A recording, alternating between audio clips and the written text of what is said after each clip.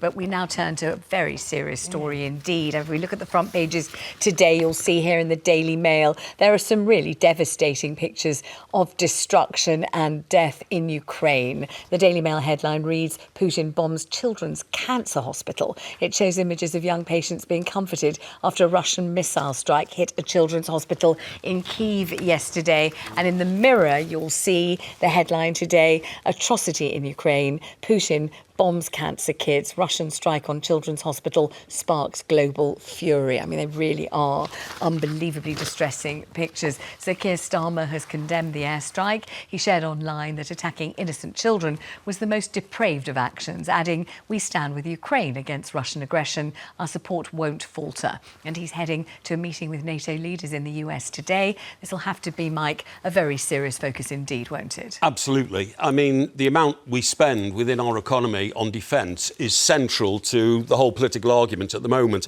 Just after I was born, I was in Alder Hay Hospital in Liverpool, OK?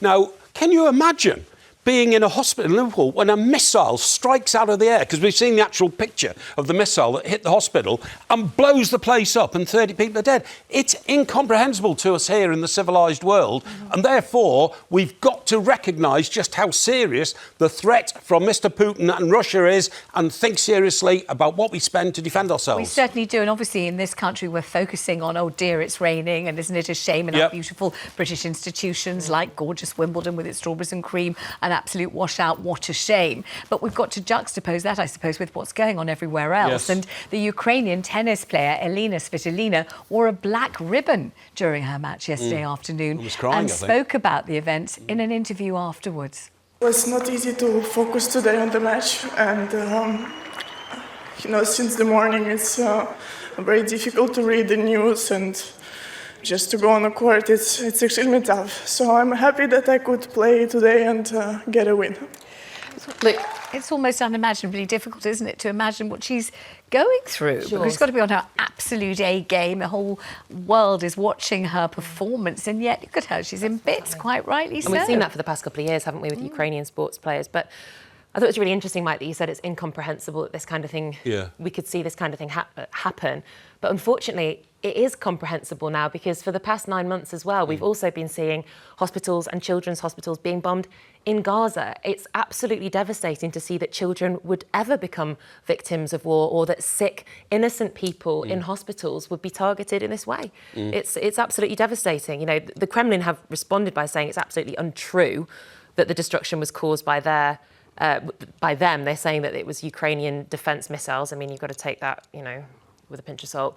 But as I said just then, it's devastating, I think, to so many people to see repeatedly hospitals being bombed in the course of war. I mean, you're right, it is. And Mike, when you mentioned Alder Hay Hospital, yes, and that will be so familiar to so many people who know that it's a beacon of treatment in the world for children who are very sick. Absolutely. And down south, of course, we have Great Ormond Street. Yes. There are other wonderful children's hospitals in this country, and one of the descriptions of what was going on, and forgive me for saying this, but just so people get some idea of the kind of level of the attack, was that they were in the middle of performing open heart surgery on patients, little patients, can you imagine? And rubble and debris from the bombs were literally falling into the wounds of the children. And some children were so ill that the slightest movement could have been fatal to them. I mean, the slightest movement in a hospital that's not being bombed. Imagine being in a hospital that is being bombed and it's vibrating like this. That could have caused the deaths of children. It's shocking. I mean, when the war broke out in Ukraine, there was this tremendous feeling, wasn't there, of, oh my God, it's in Europe, it's only over there, we'll be there in under 2 hours, this can't be happening literally on our doorstep. And then people rose up to try to help. Some people got in cars and drove over there with supplies. People felt galvanised because we couldn't believe this was happening in this day and age, so close by geographically. And do you think we've kind of become inured to it, desensitised as the months and everything have gone by? Do you think so? I think there is a fatigue from the amount that people can see. I know that the situation over there, it's ebbed and flowed like in most conflicts. And I do think that there comes a certain point where people do disengage from it. And I can understand that to a certain extent, because some people might have young families or they might not possibly be able to comprehend the pain and suffering. But to those people, I'd say try and stay alert to it. Try and keep engaged with this kind of material, because we should absolutely know what's going on in the world with our allies, the actions that our allies are taking, and the ways in which our allies are being attacked. Thank you both very much indeed.